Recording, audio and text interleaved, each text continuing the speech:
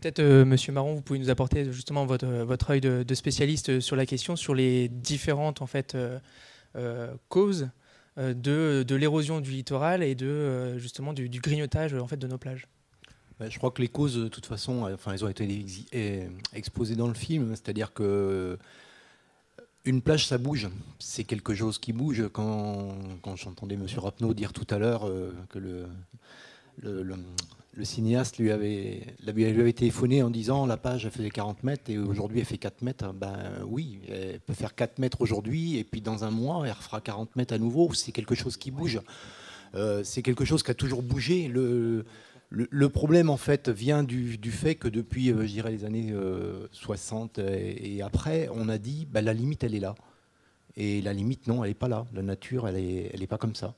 Et le véritable problème il est là. On a dit la limite elle est là et il va falloir qu'elle soit là. Et maintenant, je dirais 30 ans, 40 ans après, on est en train d'en subir les conséquences et de se dire que la limite, c'est pas là qu'elle était. C'est pas là qu'elle était. Et si on veut faire quelque chose, il faut protéger. Et protéger, ça a un coût. Mais on peut rien faire pour éviter ça. Un coût bien plus cher en fait que le sable qui, lui, on l'a vu, est gratuit. Oui, tout à fait. Mais enfin, quand on dit qu'il est gratuit, oui. Moi, je trouve que c'est pas complètement gratuit quand même. C'est vrai que c'est une source qui est gratuite comme on le voit dans le film. Maintenant, la gratuité, elle est peut-être pour ceux qui l'exploitent, elle n'est pas gratuite pour l'ensemble de la planète. Oui, tout à fait. Ouais. Je crois qu'il y avait une question dans le public. Donc on va passer le micro sans fil dans le public. On m'a directement posé à la sortie du documentaire une question toute bête, mais qui est extrêmement pratique et pragmatique. Je crois que l'idée, c'est de comprendre, mais aussi d'agir. Je vous laisse poser votre question. Bonsoir. Je voulais savoir, dans le documentaire, on parle de prise de conscience des jeunesses. Est-ce qu'il ne serait pas possible de faire passer ce film-là au niveau des écoles ? Voilà, une question, j'ai appelé toute bête, mais elle est formidable. Tiens, je laisse. Non, mais vous avez raison parce que honnêtement, le film, on ne l'avait pas pensé. Quand vous le faites, vous êtes noyé un petit peu dans votre travail, donc vous n'avez pas de recul. Et en fait, on s'est rendu compte quand il a été diffusé sur Arte, en fait, c'est un film qui a battu le record historique d'audience d'Arte, des documentaires, et qui a la meilleure audience, tout programme confondu de l'année. Alors, on était absolument stupéfaits. Et en fait, la raison, c'est qu'il y a énormément de gens qui avaient lu des papiers dans les journaux à propos de sa qualité et qui ont mis leurs enfants devant. Et on était assez intrigués. Donc moi, je l'ai projeté avec 2-3 fois avec des amis. Et c'est vrai que les adolescents sont absolument assez scotchés par le film et assez préoccupés d'ailleurs. C'est quelque chose qui les touche. Donc pour en revenir à ça, non, il n'y a pas de tout lycée qui me demande une copie du film. Je lui envoie avec beaucoup de plaisir. Alors allez-y. Est-ce qu'il y a une autre question dans la salle ? Oui, madame ? Bonsoir. Puisque vous parlez d'école, peut-être qu'en France on ne le sait pas, mais votre film actuellement tourne dans pas mal de festivals dans le monde. Oui. Il était à Kuala Lumpur. Oui. Je ne sais pas quel a été le résultat ou non sur ce film. Moi non plus. Voilà. Parce que justement, j'étais en train de regarder les résultats, mais je n'arrive pas à les voir. Je sais pas, non, c'est dans les jours qui viennent. Non, on a déjà la plupart des... Ah bon. Non, mais il est sélectionné dans 20 festivals dans le monde, voilà. Donc c'est assez Alors chouette. Je pensais justement que le fait qu'il soit comme ça sélectionné dans la plupart des festivals du monde entier, c'est que, déjà, il laisse pas innocent ce film. Est-ce que peut-être les pays où ce film est diffusé, est-ce que en fait, en allant le programmer, vous cherchez pas justement à inciter les différents pays où il est programmé dans ces festivals, à agir et à prendre peut-être conscience et enfin à se réveiller un peu, que ce soit une conscience collective, mais sur le plan international. C'est-à-dire que je ne peux pas tout faire. Je ne peux pas devenir le porte-flambeau de la préservation du sable dans le monde. C'est-à-dire que... non, je vais vous raconter... Non, il y a une chose amusante qui s'est passée début de semaine ou la semaine dernière. Si vous voyez dans le film qui se passe en Inde, une femme absolument merveilleuse qui s'appelle Abdul Soulela, qui lutte depuis des années toute seule pour lutter contre ces faits de corruption, de mafia absolument démente en Inde. Et en juin, elle m'a demandé de lui envoyer le film. Et en fait, je ne sais pas trop ce qu'elle a fait. Enfin, elle a commencé à le présenter à les autorités en Inde. Ça a monté jusqu'au gouvernement et à l'Assemblée nationale, semble-t-il. Et le film a voilà, un impact assez fort parce qu'il révèle des choses que l'on ne soupçonne pas. Et l'Inde vient de décider d'inscrire la problématique du sable et sa biodiversité à l'agenda de la Convention internationale de la biodiversité, qui est une émanation de l'ONU et ratifiée par 193 pays. Donc voilà, ça veut dire qu'il est dans une préliste pour être un nouvel élément de la biodiversité qui doit être regardé.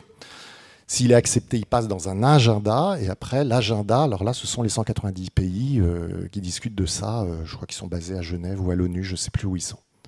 Donc là c'est un pas assez important, ça met beaucoup de temps j'imagine avant d'arriver au stade ultime.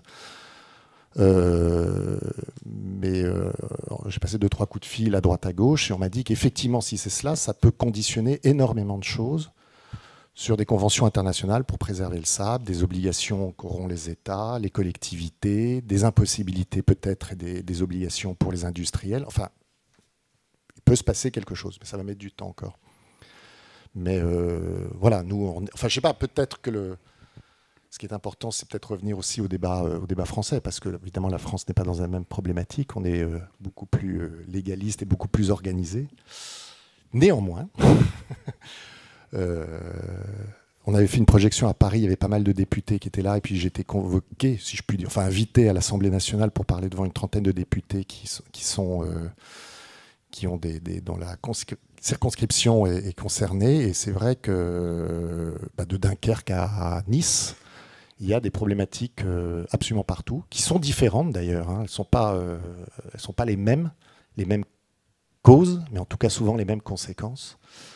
Et voilà, je vais peut-être vous laisser parler de ça, pour voir un peu la situation de ce qui se passe en France.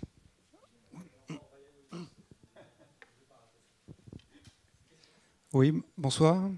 Donc, Aymeric Bail de l'association SOS Littoral Anglois. Donc justement, je voulais vous poser cette question. Enfin, vous avez un petit peu partiellement répondu avec l'histoire des députés à qui vous aviez, suite à la projection du film sur Arte, je crois, ou France 5, vous aviez présenté à l'Assemblée nationale.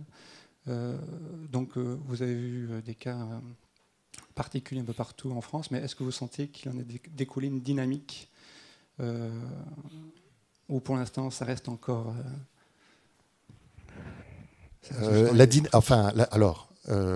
ce qui était assez intéressant, c'est que tout ça est animé par une députée, Viviane Ledissé, il me semble, qui préside la commission littorale à l'Assemblée nationale, et qui a vu le film et qui m'avait appelé derrière et qui me dit « je ne savais pas tout ça ».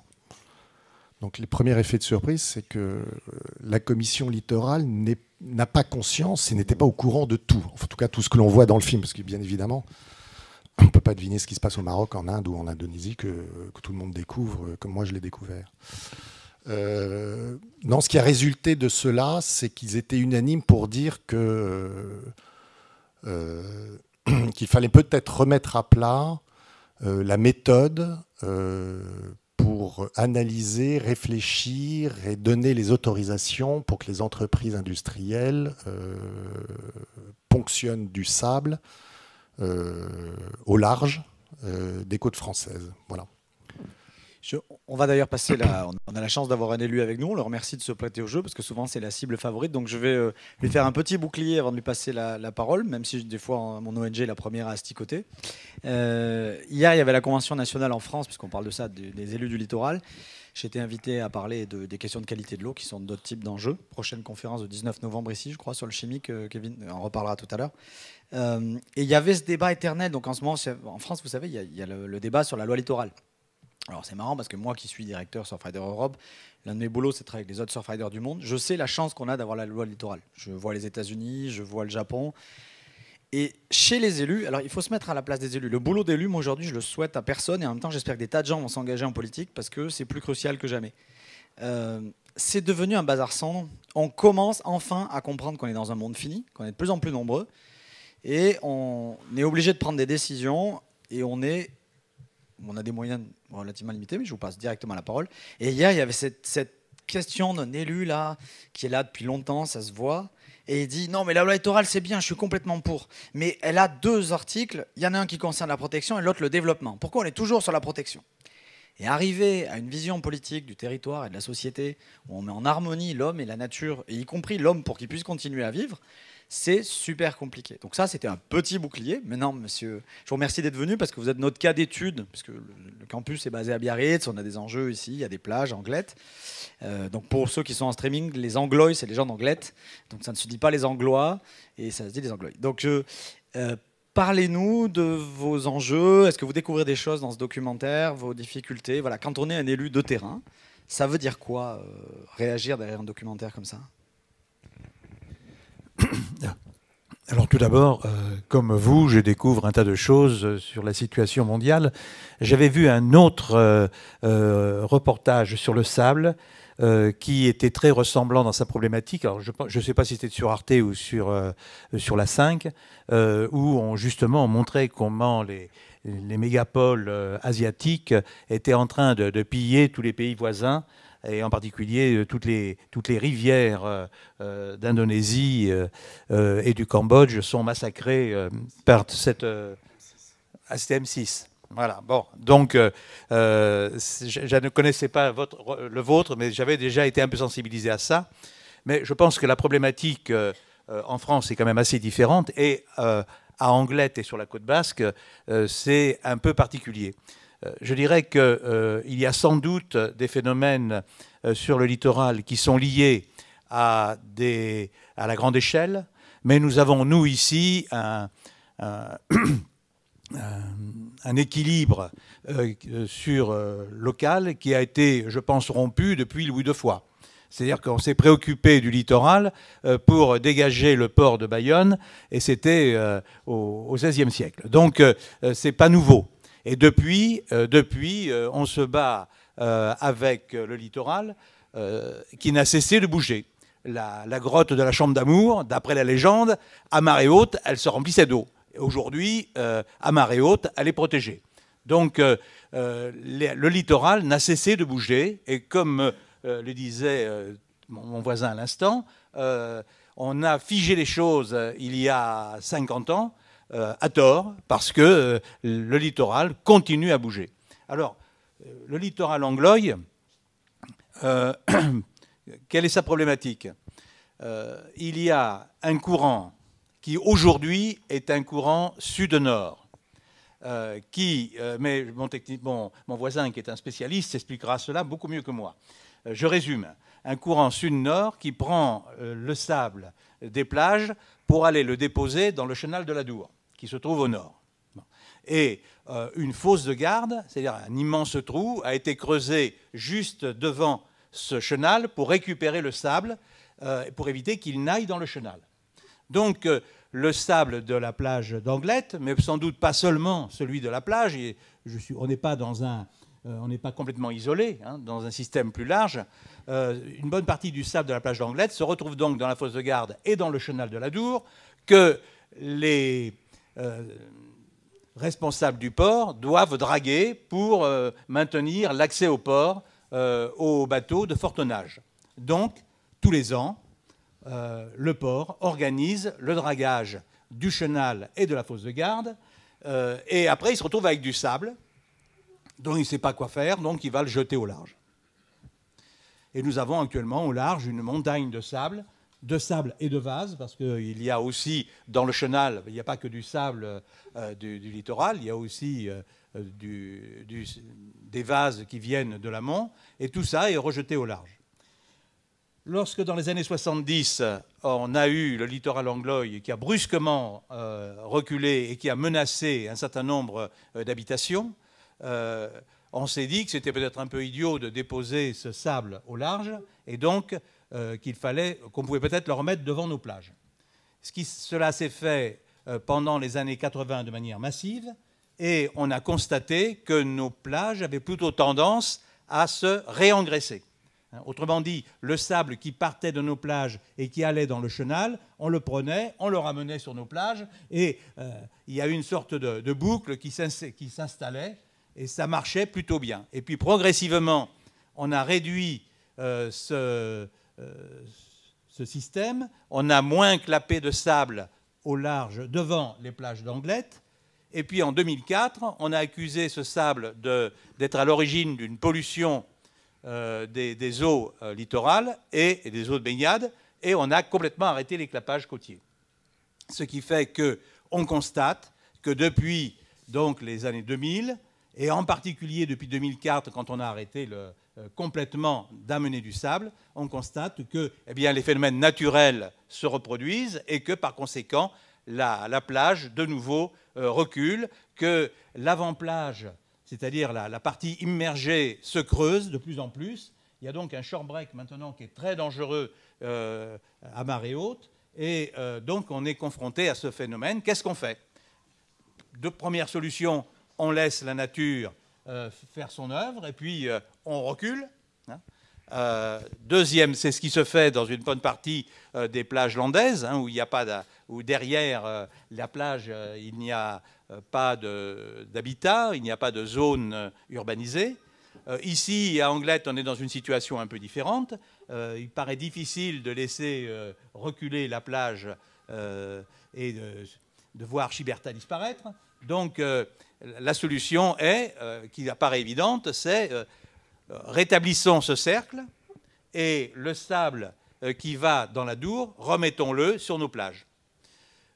Quand nous sommes arrivés en 2008 à la mairie d'Anglette, on s'est bien sûr saisi de ce problème et on a tout de suite envisagé de reprendre l'éclapage côtier.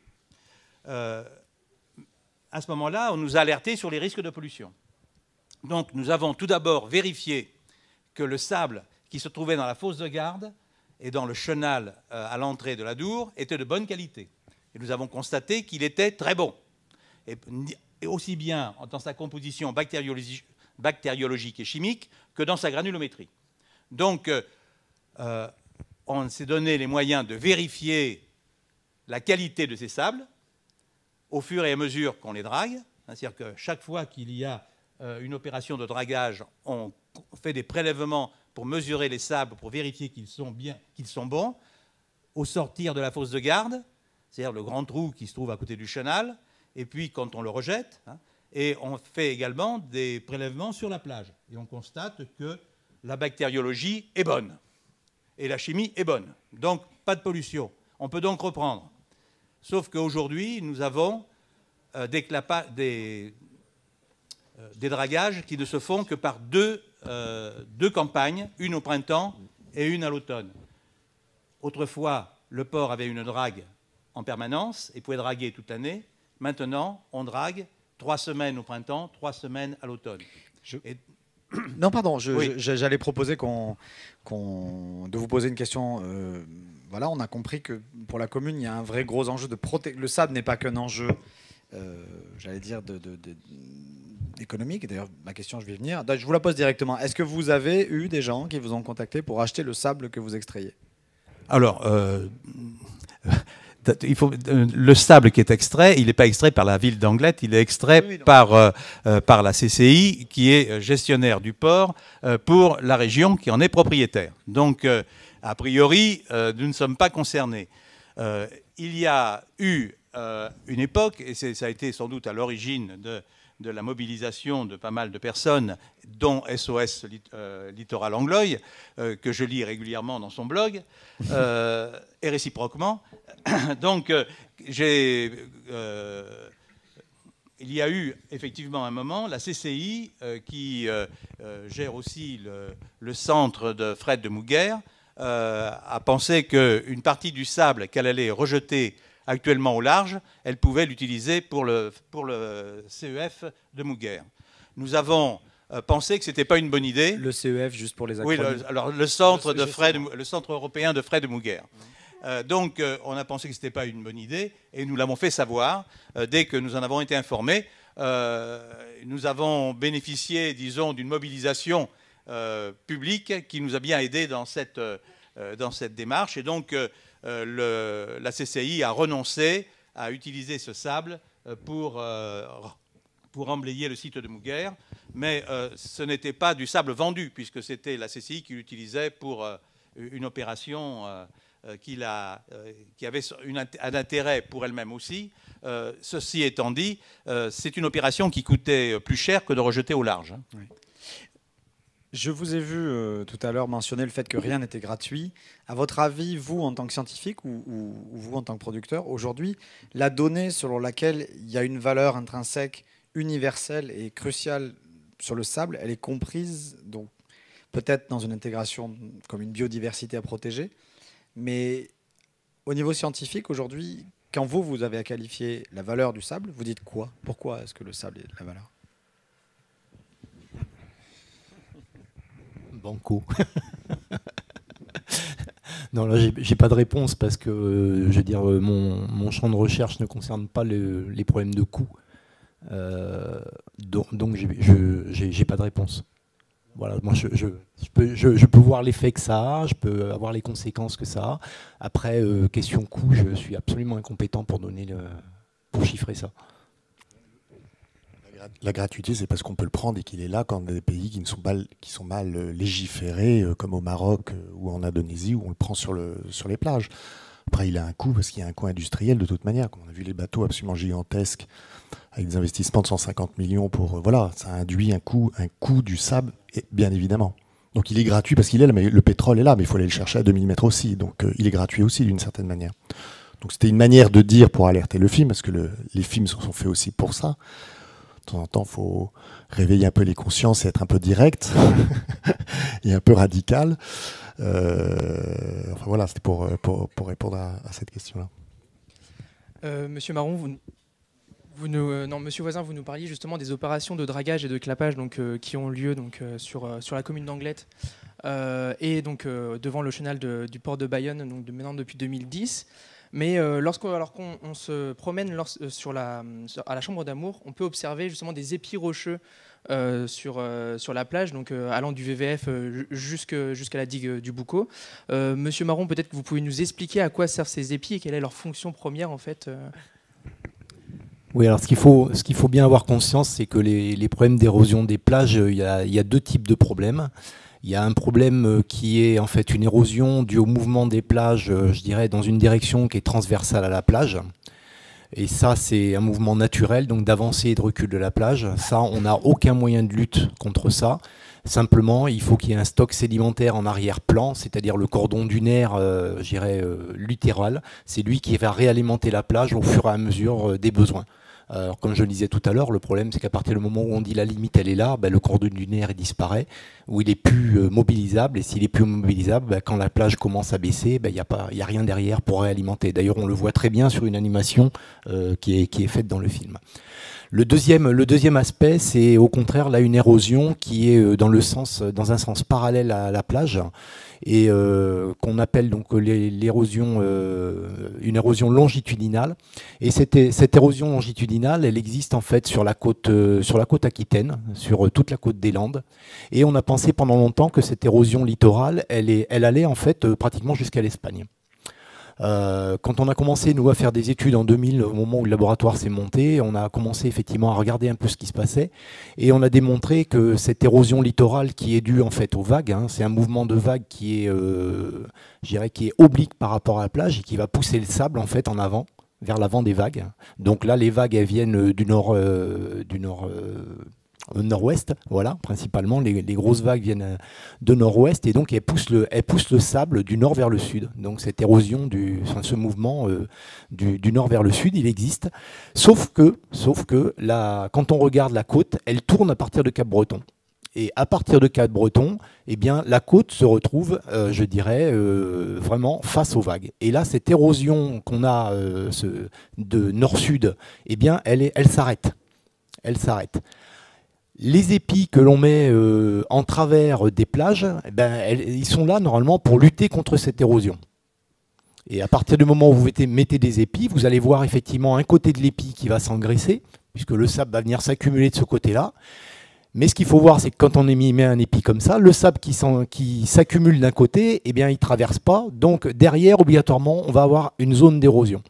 Donc au niveau des plages d'Anglet, en fait, ces épis, eh bien, aujourd'hui, ils ne servent à rien. Ils ne servent à rien.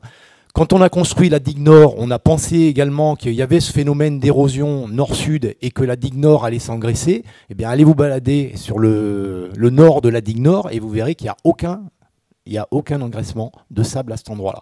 Donc aujourd'hui, on peut dire que les épis perpendiculaires de la plage d'Anglette, ils servent à rien.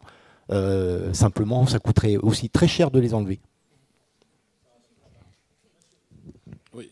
Moi, je veux dire, l'extraction de sable dans le monde, elle a aussi un coût environnemental. Vous ne l'avez pas dit, mais il y a un coût environnemental pour les milieux, les habitats et un bon nombre de populations. Après, moi, je ne sais pas, il y a une question qui n'est pas du tout abordée.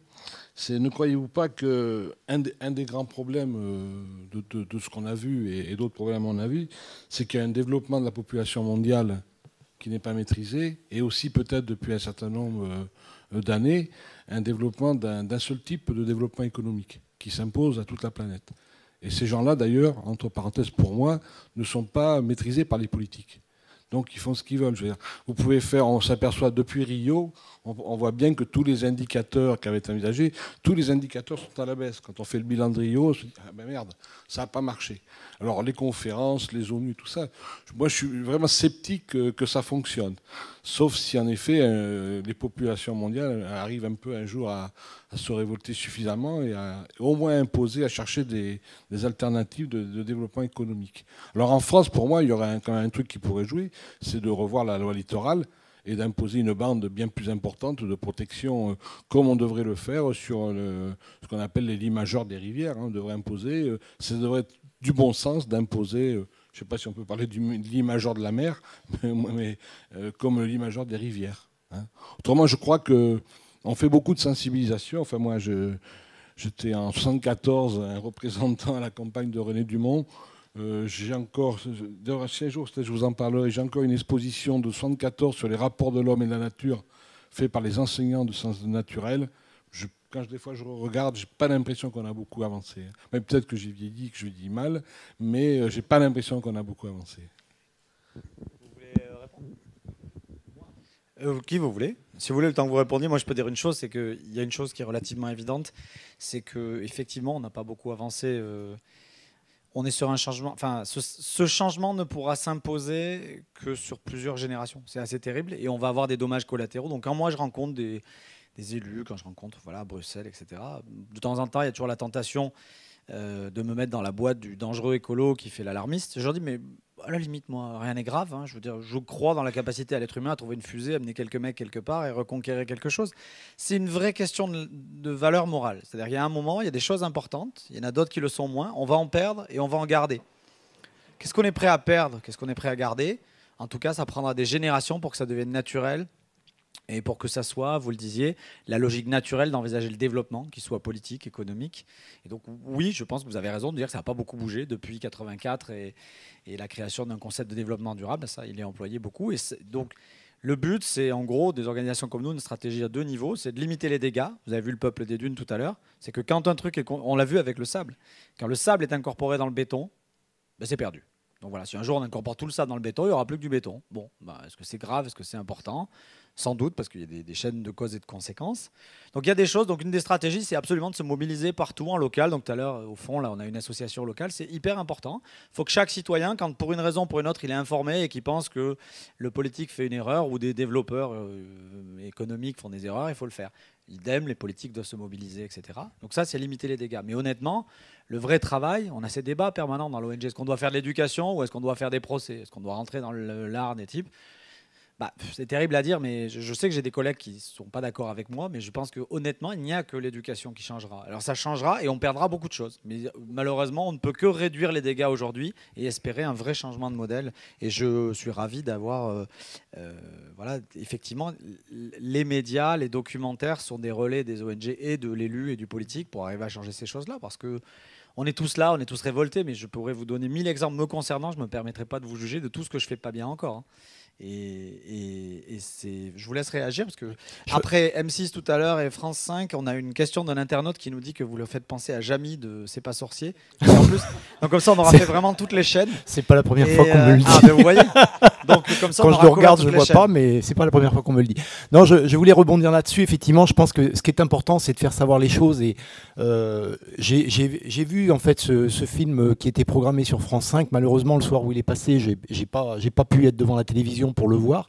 Donc immédiatement, dès que j'ai eu un petit peu d'instant, le week-end suivant, j'ai foncé sur Replay et j'ai regardé ce film avec énormément d'ascension. Et là, j'ai pris conscience d'un certain nombre de choses que je ne connaissais pas. Et pourtant, je ne l'ai pas dit, mais je suis enseignant à l'ISABTP. Donc, et je veux dire, la première chose que j'ai fait derrière, c'est d'envoyer un mail pour indiquer l'adresse du Replay à tous mes étudiants. Parce qu'à l'ISABTP, on construit beaucoup béton et j'ai trouvé que c'était extrêmement important que tous mes étudiants aient bien conscience de ce qui se passait lorsqu'ils font une construction en béton. Il y a d'autres moyens de construire, vous l'avez dit dans le film, on l'enseigne également à l'école et je pense qu'il est important que des futurs ingénieurs, des ingénieurs aient conscience de ce qu'ils font quand ils choisissent le matériau béton. Oui, mais nous, on est dans un problème un peu de riche, c'est-à-dire que on a parfaitement... Oui, non, mais c'est vrai. On a parfaitement conscience de ça. On a des films comme ça ou des professeurs, voilà, des émissions de télévision formidables pour expliquer cela. Et on prend conscience et on se dit, bon, alors il faut qu'on change de fonctionnement. Et on le voit dans le film. Faut y aller avec le bambou, la paille. Ouais, c'est génial. Il y a monsieur Chouinard qui est quand même Enfin, je vais attaquer un peu les gens qui sont dans le film parce que de temps en temps... Non, mais il est gentil, c'est-à-dire qu'il est milliardaire avec sa marque et il est en train de nous faire des leçons en disant qu'il faut absolument construire en bambou. Oui, enfin, t'es gentil. On est 5 milliards, on va passer à 7 milliards. Les 2 milliards supplémentaires sont des gens d'Inde, de Chine, essentiellement d'Afrique. Il faut les loger, et on le voit dans le film. C'est simple, c'est facile, c'est pas cher, et on maîtrise, on fait du béton. Point. Donc on le voit très bien dans le film en disant oui, c'est très sympathique, mais enfin bon... Donc il y a un moment, voilà, les grandes envolées lyriques sont quand même limitées par un réalisme économique. Donc voilà. Oui, je voulais ajouter un tout petit mot. Je souscris naturellement. La population augmente, mais elle augmente surtout sur le littoral. Et cela est vrai en France tout particulièrement. Et nous avons, nous, ici, un vrai dynamisme démographique. Et donc, des entreprises viennent s'installer ici parce que aujourd'hui, les entreprises sont attirées par la qualité de vie autant que par les gisements de matières premières. Et donc, ici, beaucoup d'entreprises souhaitent venir s'installer. Il faut donc loger les gens qui sont sur place et qui restent, et ils ont raison, et puis ceux qui viennent d'ailleurs. La population augmente, bon an, mal an, sur l'agglomération de 1% par an. Donc, il nous faut construire. La question est comment on construit, quel type d'urbanisme on imagine. Et sur le littoral, c'est encore peut-être plus important qu'ailleurs, surtout quand l'arrière-pays est un pays agricole, avec des terres qu'il faut préserver. Donc, on est là confronté à une vraie problématique sur l'étalement urbain, etc. Il n'y a pas que les techniques de construction et le béton qui est en cause, c'est la façon dont on le met en œuvre.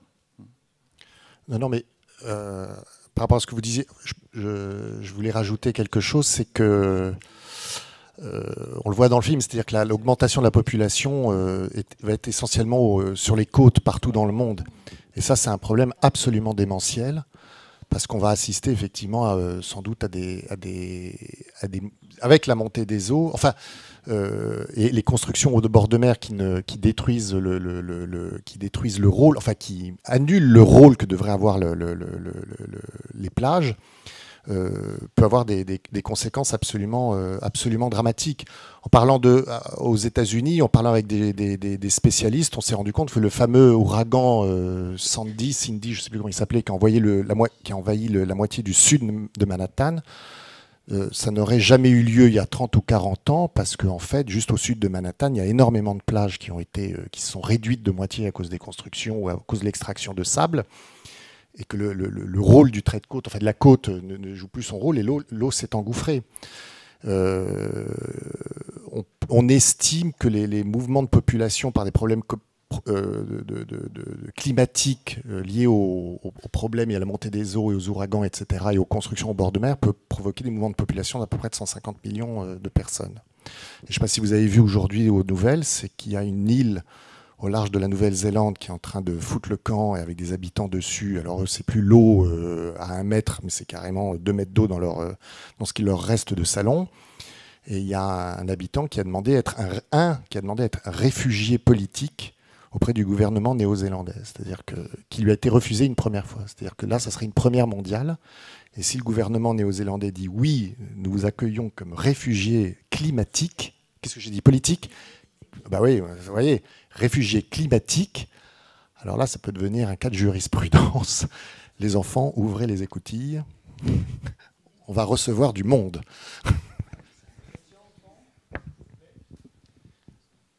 Oui, donc ma question s'adresse à Monsieur Voisin. Est-ce que vous pouvez nous parler un petit peu plus du projet de drague qui évolue à travers la CCI et l'AGLO pour justement lutter contre le départ des sables d'Anglette dans la fosse de garde, s'il vous plaît? Oui, je vais essayer d'être un peu plus succinct que tout à l'heure. Actuellement, donc, nous avons dans le port, on fait venir 2 fois par an une drague qui, une fois à la campagne, repart. Résultat, cette drague prélève environ 250 000 à 300 000 mètres cubes de sable par an. Et le port souhaiterait avoir une drague à demeure toute l'année, de manière à pouvoir draguer davantage, ce qui lui permettrait d'avoir un chenal plus profond pour accueillir des bateaux de plus fort tonnage. Si elle a cette drague à demeure, cela veut dire qu'on peut draguer et clapper toute l'année. Et donc, à ce moment-là, on peut draguer le sable quand le temps permet d'aller ensuite le clapper devant les plages. On peut donc, avec une drague à demeure, draguer plus de sable et le clapper quasiment à 100% devant les plages d'Anglette. En gros, on considère qu'on pourrait draguer chaque année 400 000 mètres cubes qu'on pourrait redéposer devant les plages en quasi-totalité, à condition, bien sûr, que leur qualité le permette. Donc, cette drague à demeure est soutenue fortement par la municipalité d'Anglette et le bureau de l'agglomération a donné un accord de principe pour soutenir ce projet. Maintenant, on est dans le dur, c'est-à-dire qui paye la drague. C'est une drague plus modeste que celle qu'on a vue dans le film, mais elle coûte quand même 14 millions d'euros et il faut la financer. Voilà. Donc le débat, aujourd'hui, il est là. Nous, ville d'Anglette, nous soutenons résolument ce projet. Il faut maintenant, donc la CCI le porte auprès de la région qui a donné un accord de principe. L'agglomération a aussi donné un accord de principe. Maintenant, il faut qu'on se mette tous autour de la table et que l'on voit qui paye quoi. Et nous sommes dans cette phase en ce moment. Juste, on a quelques-uns des internautes qui nous ont rejoints en cours et donc qui n'ont pas pu assister à la présentation. Je fais juste un petit récap. Donc, que Kevin va faire, parce que je me trompe toujours dans les noms des gens, mais il faut qu'on explique qui sont les interlocuteurs, parce qu'un message n'a d'intérêt que quand on comprend qui l'exprime et quelque part ce qu'il représente. Donc, on ne va pas vous demander vos convictions. Moi, je commence toujours par ça quand je fais une présentation. Voilà, j'explique toujours, je suis subjectif, je travaille pour une ONG de protection de l'environnement. Kevin, je te laisse présenter tout le monde. Donc, pour les internautes qui nous ont rejoints juste maintenant, je suis Kevin Nailou, chargé de mission environnement. À ma gauche, nous avons Monsieur Voisin qui est élu à la mairie d'Anglette en charge des questions d'urbanisme. Monsieur Marron qui, lui, est conférencier à l'université de Pau et des Pays de l'Adour et qui travaille au laboratoire SIAM sur notamment l'équipe Interaction Vague Structure. Et Monsieur Rapneau, qui est producteur du film que nous venons de voir, donc Le Sable, enquête sur une disparition. Moi, j'avais peut-être une question pour vous, Monsieur Marron. Est-ce que la solution que nous évoque ici Monsieur Voisin sur du clapage côtier toute l'année, du moins quand les conditions le permettent, avec 100% des sables récoltés dans la fosse de garde du port de Bayonne vers les plages d'Anglette, est-ce que ça vous semble une solution viable? Est-ce qu'on a des exemples ailleurs en France ou dans le monde qui nous prouvent que cette solution endiguerait le problème d'érosion du littoral? Alors, faut voir qu'on est dans un système qui est très particulier. Le système des plages d'Anglet est un système très particulier. Donc, on l'a étudié, nous, de 2000 à 2003. Et en 2003, justement, au moment où je dirais, il y avait du clapage côtier, mais qui était beaucoup ralenti, il y avait beaucoup moins de clapage côtier. On avait effectivement montré que dans les 10 dernières années, le stock sédimentaire était en train de partir. Et qu'il était urgent de remettre en place, de recréer ce clapage côtier. Voilà. Donc, ce qui se passe réellement, c'est que la fosse de garde, elle a été mise en place par la CCI, par les gens du port, pour prévenir des ensablements. Parce qu'en fait, l'ensablement du chenal de l'Adour ne se fait pas en continu, il se fait en cas de tempête. Et ce qui risque de se passer, et c'est une des raisons aussi pour lesquelles ils demandent une drague à domicile, c'est que ils sont en train, ou ils viennent de faire une campagne de dragage. Voilà, si la drague s'en va, donc aujourd'hui le chenal est accessible à tous les bateaux et autres. Imaginons qu'il n'y ait pas la fosse de drague, la fosse de garde. Voilà, je cherchais le nom. La fosse de garde. Dans 15 jours, on a une grosse tempête qui arrive. Eh bien, c'est fini. Le port de Bayonne, l'entrée, elle est bouchée. Voilà, donc c'est pour ça en fait qu'ils avaient mis cette fosse de garde pour justement prévenir l'arrivée d'une grosse tempête et dire en cas d'une grosse tempête, le sable il va dans la fosse de garde, il bouge pas l'entrée, donc le port peut toujours fonctionner et le stock sédimentaire il est là, il n'y a qu'à le reprendre pour le réutiliser après. Donc effectivement dans le cas d'Anglet, je pense que on va pas empêcher une érosion. Simplement, on va limiter et on va dire, on permet d'essayer de trouver un juste équilibre entre, d'une part, le fonctionnement du port qui est économiquement important pour la région et d'autre part, les plages d'Anglet qui sont écologiquement et économiquement importantes également pour la région. Donc c'est un juste équilibre qu'on essaie de trouver avec ce système-là. Je me permets deux questions. Donc le Surfrider agit en local et au global. C'était la volonté aussi de cette conférence d'être sur quand même un cas particulier. On voulait voir ce que ça donne, la gestion du sable sur une commune. Et on voulait aussi parler évidemment des enjeux du sable globaux. Deux questions en rapport avec ça. En parlant de local, je sais que parmi les gens qui nous regardent, il y a les gens de l'antenne de Surfrider du lac Léman. Est-ce qu'à votre connaissance, il y a des enjeux de prélèvement de sable et d'érosion particuliers liés au lac? Donc je la pose aux scientifiques. Et puis j'ai une question pour le producteur. L'un des problèmes du développement durable ou d'une approche systémique de notre société, c'est qu'à chaque fois qu'on envisage une nouvelle solution, souvent on est un peu léger dans le fait d'imaginer sur l'autre problème. Qu'est-ce qui vous a fait choisir de mettre en avant la solution du sable de verre? Et est-ce que vous avez rencontré des gens qui la contestent déjà alors qu'elle venait d'apparaître? Donc je vous passe deux questions, je vous laisse répondre à tour de rôle. On peut peut-être commencer par le sable de verre. Est-ce que ça fait l'unanimité? Oui, mais c'est absolument pas la solution. C'est-à-dire que tout le verre, on voit dans le film, n'est pas recyclable. Donc déjà. Ensuite, le verre, quand on le recycle, on se dit c'est plus intelligent de recycler en verre. A priori, c'est la logique la plus importante. Ensuite, la vraie problématique, c'est que le coût industriel est absolument gigantesque et sera toujours supérieur au coût d'extraction du sable. Pour en revenir à cette idée de gratuité, il y a... Je me permets juste, c'est parce que tout à l'heure on évoquait les épis côtiers perpendiculaires. Donc Surfrider est là depuis longtemps. J'ai vu passer un nombre de solutions qui nous étaient toujours vendues, comme la solution, donc les récifs artificiels pour limiter l'érosion qui étaient censés réinstaller l'habitat et alternativement d'ailleurs proposer des solutions pour les vagues. Ça a échoué 2 fois sur 3. Et donc la question permanente, c'est à chaque nouvelle solution, est-ce que vous avez eu directement... C'était ça le sens de ma question. Je sais bien qu'il n'est pas censé résoudre tout, mais la solution viendra aussi d'une somme de solutions. Celle-là, c'est une vraie question naïve. Est-ce que des gens que vous avez rencontrés, vous y croyez, vous, à la sortie de votre rencontre, comme une vraie alternative sans son lot d'autres problèmes? Mais quelle alternative? De quelle alternative vous évoquez dans le documentaire le réensablement de certains endroits grâce à ce sable de verre ou l'utilisation dans le béton. Mais les quantités sont trop faibles. Non, mais la vérité, enfin, moi je vais être un peu cynique ou un peu pragmatique peut-être. Les deux sont compatibles. Ça sera l'enjeu de l'argent. Alors, je crois que c'est au Danemark qu'ils ont quasiment trouvé une solution, c'est-à-dire que pour ponctionner du sable, pour leur construction ou leur digue ou tout ce que vous voulez, ça coûte...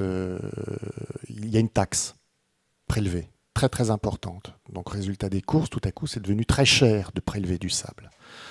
Donc économiquement, ceux qui le faisaient se sont dit, c'est finalement moins cher par le recyclage. Et aujourd'hui, 90%, je crois, à vérifier, des nouvelles constructions au Danemark sont faites à partir de béton ou de construction ou d'acier recyclé.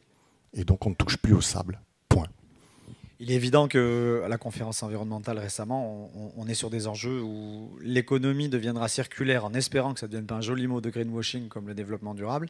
Il y a un moment où l'économie doit apprendre à se servir de ce qu'elle a produit pour produire de nouvelles choses. On a pas Absolument. Mais la solution est peut-être du politique, ou pour une fois, parce qu'on leur tape un peu dessus, ça va peut-être une directive de Bruxelles.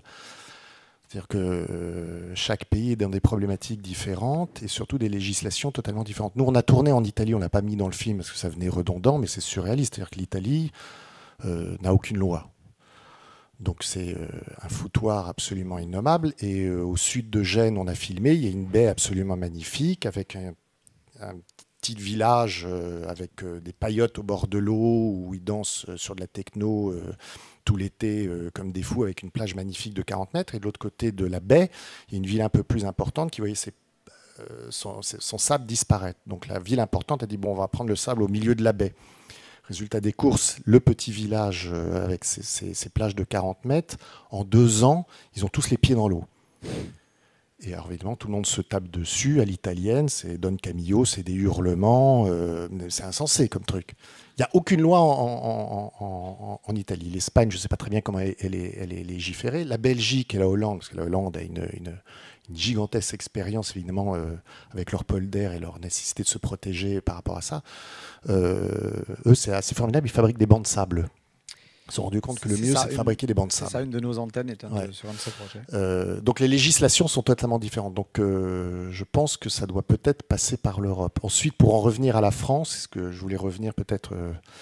je ne pensais pas que la question irait si vite par rapport à l'Assemblée nationale et ce qu'il en est sorti. C'est que, je crois, vous me dites si je me trompe, c'est que finalement les spécialistes, les scientifiques considèrent qu'il y a encore beaucoup de choses que l'on ne connaît pas sur le mouvement du sable, sur l'influence des fonds marins par rapport aux côtes, etc., les interactivités entre les deux. Il y a encore beaucoup de choses qu'on ne connaît pas. Ensuite, entre Dunkerque et Nice, il y a des problématiques qui sont complètement différentes. Et le vrai problème aujourd'hui, par exemple au sud de Montpellier, c'est exactement ce que vous avez vu dans le film en Floride. C'est-à-dire qu'ils ont tous construit trop près des mers, et résultat des courses, ça ne se recycle pas.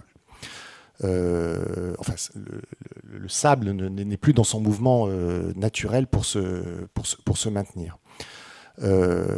Et qui se sont rendus compte finalement qu'il y a beaucoup de spécialités scientifiques autour de ça, qui sont toutes disparates, toutes œuvrent chacune de leur côté, si je puis dire, d'une certaine manière, entre vous, l'Ifremer, les universités, j'ai l'impression que tout ça, ce sont des choses différentes. Et quand des politiques se retrouvent avec une problématique industrielle, c'est-à-dire qu'est-ce que l'on fait, est-ce que l'on prend du sable, parce que derrière des entreprises c'est créateur d'emplois.